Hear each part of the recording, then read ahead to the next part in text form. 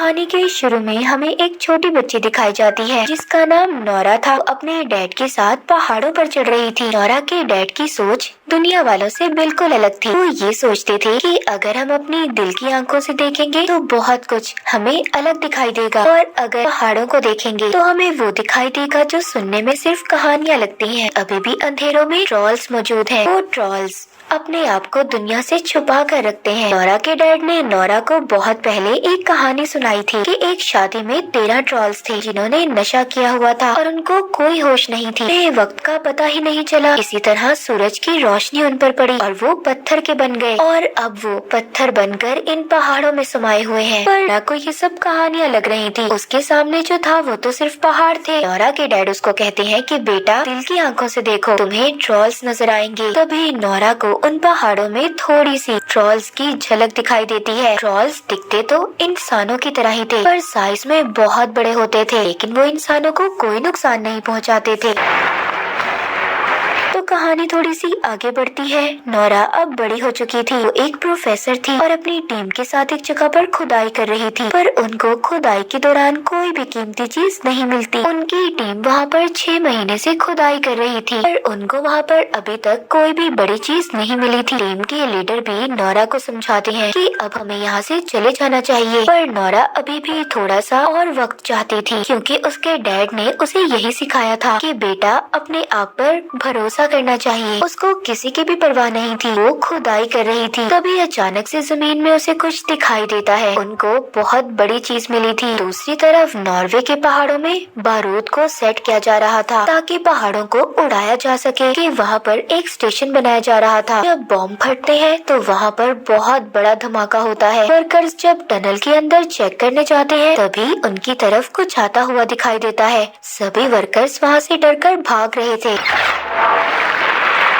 इस सारे मामले को जानने के लिए वहाँ के मिलिट्री कमांडर एक मीटिंग रखते हैं। इस मीटिंग में नोरा को भी शामिल किया जाता है। नोरा का वेलकम वहाँ पर प्राइम मिनिस्टर का एडवाइजर करता है जिसका नाम एंड्रेस था। नोरा वहाँ की वीडियो को भी देखती है जिसमें दूर से देखने से वहाँ पर किसी के बड़े बड़े पाँव के निशान दिखाई दे रहे थे। वहाँ पर बैठे हुए यही मानना था कि ये कोई बहुत बड़ी चीज हो सकती है, या फिर ये सब यहाँ पर तूफान की वजह से हुआ है। पर नोरा यहाँ पर साफ साफ कहती है कि मुझे तो ये किसी के पैरों के निशान लग रहे हैं, मगर कोई भी नोरा की बात को सीरियस नहीं ले रहा था। तभी वहाँ पर एक और लड़की आती है, वीडियो दिखाती है। उस वीडियो में ये सब लोग एक बहुत बड़ी चीज देखते हैं और सब देखकर हैरान हो गए थे, डर जाते हैं कि आखिर ये क्या चीज है। इसके बाद हमें एक बूढ़ा कपल दिखाया जाता है जो बैठे अपनी शाम की चाय पी रहे थे। रात में देखता है कि उसका जो डॉग था वो लगातार भौंक रहा था। तभी उनका घर भी जोर जोर से हिलने लगता है। वो कपल खुद को बचाने के लिए अंडरग्राउंड जगह पर चला जाता है। वहाँ पर जोर जोर से हलचल हो रही थी। जब दोनों थोड़ी देर बाद बाहर आकर देखते हैं तो उनका घर तो पूरी तरह से तबाह हो चुका था।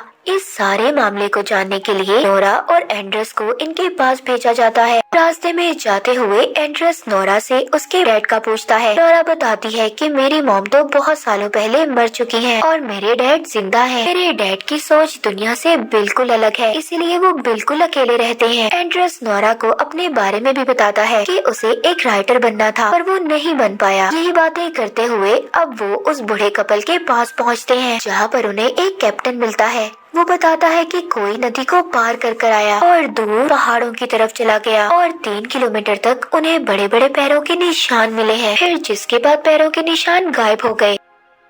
अब नोरा उस बूढ़े कपल के पास पहुंचती है। बूढ़ी औरत नोरा को बताती है कि उसने कोई अजीब सी आवाज सुनी थी कि जैसे कोई रो रहा हो, और वो आवाज बहुत अजीब थी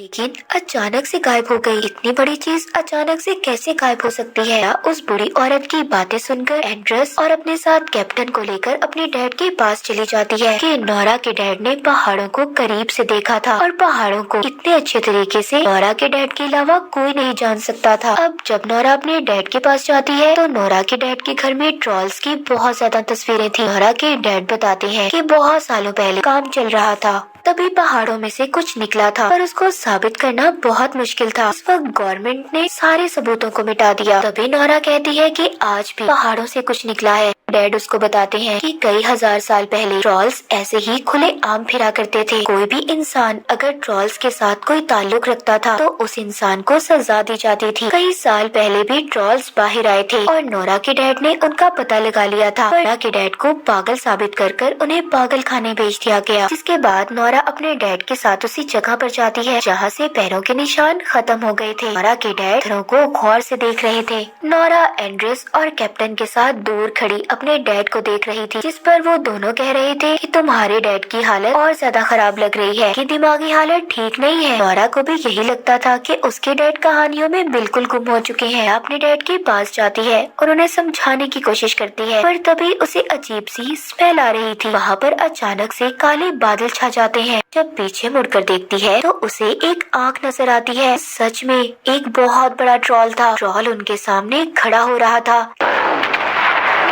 कैप्टन जल्दी से सबको वहाँ से ले जाता है और यहाँ से निकलते हुए वो अपने कैमरे में सबको ये वीडियो वहाँ पर मिलिट्री कैंप में दिखाते हैं। किसी को भी देखकर आंखों पर यकीन नहीं हो रहा था। नोरा के डैड अब भी ट्रॉल्स की बात ही कर रहे थे, पर अभी किसी को भी उनकी कहानियों पर यकीन नहीं था, इसीलिए उनको वहाँ से बाहर निकाल दिया जाता है। नोरा यहाँ पर सब बातें समझने के लिए उनसे थोड़ा टाइम मांगती है। वहाँ की प्राइम मिनिस्टर नोरा से कहती है कि हमारे पास इतना वक्त नहीं है कि तुम इन सब बातों को समझोगी, और हम उस वक्त तक का इंतजार करेंगे जब तक तुम समझोगी कि वो क्या चीज है। वो चीज हमें तबाह कर देगी। अब आगे का काम मिलिट्री ही संभालेगी। वो जो भी चीज होगी उसको मार दिया जाएगा। कैप्टन के पास जाती है। वो कैप्टन से कहती है, क्या तुम हमें अपने साथ नहीं लेके जा सकते? मैं भी तुम्हारे साथ जाना चाहती हूँ। को इस बात की इजाजत तो नहीं थी कि वो इन तीनों को साथ लेकर जाता, लेकिन फिर भी वो नोरा की बात मान लेता है। मिलिट्री उन्हें ट्रॉल की लोकेशन बताती है कि वो कहाँ पर है, जिसके बाद सभी वहाँ पर पहुँच जाते हैं। वहाँ पर सब फौजियों को भेज दिया जाता है। वहाँ पर सबको ट्रॉल का इंतजार करना था। वहाँ पर डैड उससे माफी मांगते हैं क्योंकि नोरा के डैड ने उसे कभी टाइम नहीं दिया था। उसके डैड के होते हुए भी उसने ऐसी जिंदगी गुजारी कि जैसे उसका इस दुनिया में कोई ना हो। और नोरा कहती है कि मैं अकेली नहीं हूँ, डैड अभी मेरे साथ है। इसके बाद वहाँ पर ट्रॉल आ जाता है, लेकिन वो अपनी जगह पर ही रुक गया था। उसको पता चल गया था कि इर्द गिर्द लोग हैं। वहाँ पर ट्रॉल को देखते ही फायरिंग करने का हुक्म दे देता है, पर उस फायरिंग से ट्रॉल को कुछ भी नहीं हो रहा था। उल्टा ट्रॉल को बहुत ज्यादा गुस्सा आ जाता है।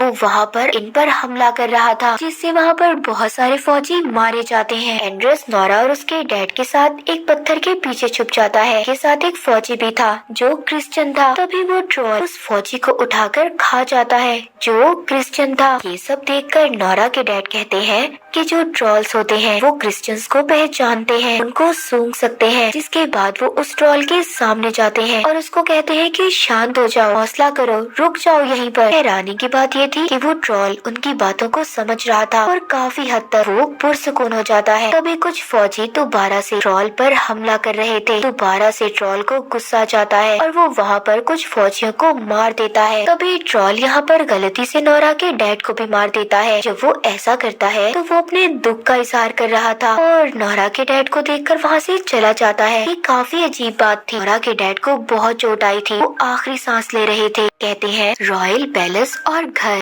ये कहकर वो मर जाते हैं। अपने डैड को भी खो दिया था। उसका अब इस दुनिया में कोई भी नहीं था। अगले दिन कैप्टन नोरा को बताता है कि एक हवाई हमला करने वाले हैं, जिससे उन्हें बहुत ज्यादा नुकसान हो सकता है। नोरा अब ट्रॉल पर सर्च करने लगती है। उसको पता चलता है कि ट्रॉल्स को चर्च की घंटियां बुरी लगती थी, इसीलिए वो चर्च पर हमला करते थे। नोरा अब इन सब बातों को सामने रखती है। कैप्टन भी नोरा का साथ देता है। अब वहाँ पर कमांडर की बात को सामने रखते हुए उसे एक मौका देने का सोचते हैं, क्योंकि अगर इतने नुकसान को रोककर ट्रॉल्स को रोका जा सकता है तो ये उनके लिए एक अच्छी बात थी।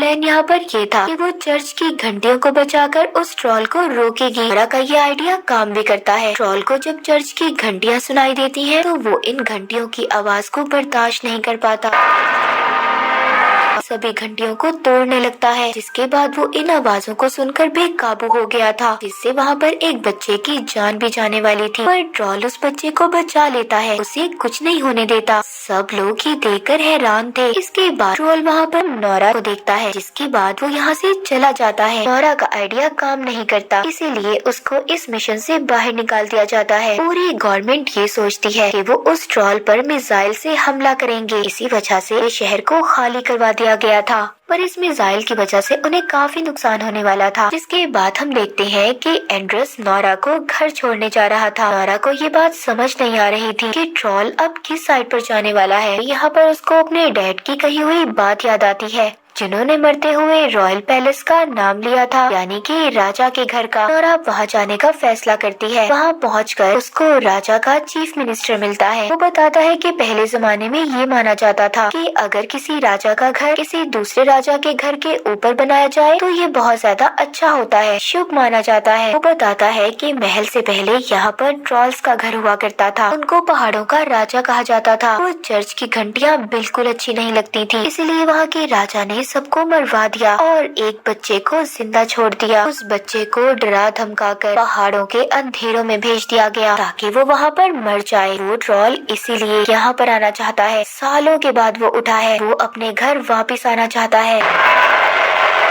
वो मिनिस्टर वहाँ पर उनको गुफा में कुछ कंकाल दिखाता है जो सभी ट्रॉल्स के थे। जब वहाँ के कंकाल पर रोशनी करती है तो हिस्सा पत्थर का बन जाता है और उसको यहाँ पर वो कहानी याद आती है जो उसके डैड ने सुनाई थी, जो 13 ट्रॉल्स के साथ हुआ था। जब उन पर रोशनी पड़ी तो वो पत्थर के बन गए थे। कहानियों में भी यही लिखा गया था कि रोशनी उनकी दुश्मन, इसीलिए ट्रॉल्स पर अगर तेज रोशनी पड़ती थी तो वो पत्थर के बन जाते थे। नोरा कैप्टन को कॉल करती है और उसको अपना प्लान बताती है कि कैसे ट्रॉल को मारना है ताकि उनको बड़े से नुकसान को झेलना न पड़े। एक बहुत खुले मैदान की तरफ आने का कहती है और साथ ही बहुत बड़े सोलर सिस्टम का भी इंतजाम करने का कहती है। इसके बाद नोरा और एंड्रेस अपनी गाड़ी के अंदर उस छोटे बच्चे के कंकाल को रख लेते हैं, जिसको राजा ने डरा धमकाकर दोबारा से गुफा में भेज दिया था, जो ट्रॉल ही था, ताकि वो जो बड़ा ट्रॉल है उसको देखकर उनका पीछा करे ताकि वो उसको मैदान की तरफ लेकर जा सके। थोड़ी ही देर बाद रेडियो पर भी ये अनाउंसमेंट हो जाती है कि कुछ देर के बाद मिसाइल्स को छोड़ा जाएगा। नोरा को यहाँ पर अपने प्लान को कामयाब करने के लिए इन मिसाइल हमलों को रोकना था, इसीलिए यहाँ पर एंड्रेस अपने एक साथी को कॉल करता है ताकि वो सारे सिस्टम को हैक कर सके। वो ऐसा ही करती है और सारे सिस्टम को हैक कर लेती है, जिसके बाद सारे मिसाइल्स बंद हो जाते हैं। कैप्टन ने भी सोलर सिस्टम को सेट कर लिया था। दूसरी तरफ नोरा और एंड्रेस उस कंकाल के साथ ट्रॉल के रास्ते में आकर खड़े हो जाते हैं। ट्रॉल वहाँ पर जब उस कंकाल को देखता है तो उनके पीछे पड़ जाता है। नोरा यहाँ पर जल्दी जल्दी अपनी गाड़ी भगाती है। नोरा अचानक से जब अपनी गाड़ी रोकती है तो वहाँ से कंकाल नीचे गिर जाता है, जिसके बाद ट्रॉल वहाँ पर उस कंकाल को अपने हाथ में उठा लेता है। देखकर रोने लगा था, अभी उसके दर्द को महसूस कर रही थी। ट्रॉल का पूरी दुनिया में कोई भी नहीं था, वो बिल्कुल अकेला था। तभी वो कंकाल नीचे गिरकर टूट जाता है। अब गुस्सा आ रहा था और गुस्से से वो नोरा और एंड्रेस के पीछे पड़ जाता है। नोरा भी बहुत तेजी से गाड़ी चला रही थी ताकि वो ट्रॉल से बच पाए और वो उस खुले मैदान की तरफ पहुंच जाते हैं। ट्रॉल उनको पकड़ने ही वाला था, पर नोरा और एंड्रेस ने अपनी गाड़ी से छलांग लगा दी थी। वहाँ पर उस मैदान में कैप्टन सोलर सिस्टम को चला देता है। उधर दूसरी तरफ मिलिट्री कैंप में भी ये पता चल गया था कि मिसाइल के सिस्टम को हैक किया गया है। वो सिस्टम को दोबारा से एक्टिवेट कर देते हैं। मिसाइल्स को भी छोड़ दिया जाता है। जब कमांडर को ये बात पता चलती है कि वहाँ पे फौजी भी हैं, तो वो मिसाइल को वहाँ पर रोकने का कहता है। वहाँ खुले मैदान में अब ट्रॉल पर जो बहुत ज्यादा रोशनी पड़ती है तो वो चीखने लगता है। आहिस्ता आहिस्ता वो पत्थर का बन रहा था, उसको काफी दर्द हो रहा था, वो चीखते हुए रो रहा था।